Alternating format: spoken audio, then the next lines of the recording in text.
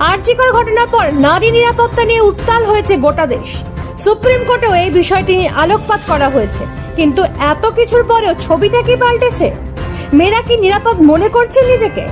মালদা জেলার মোথাবাড়ি এলাকার একটি ছবি দেখাবো, যা দেখে চমকে উঠবেন সকলে। স্বামীকে বাঁচাতে গিয়ে এইভাবে আক্রান্ত স্ত্রী ও নাবালিকা মেয়ে।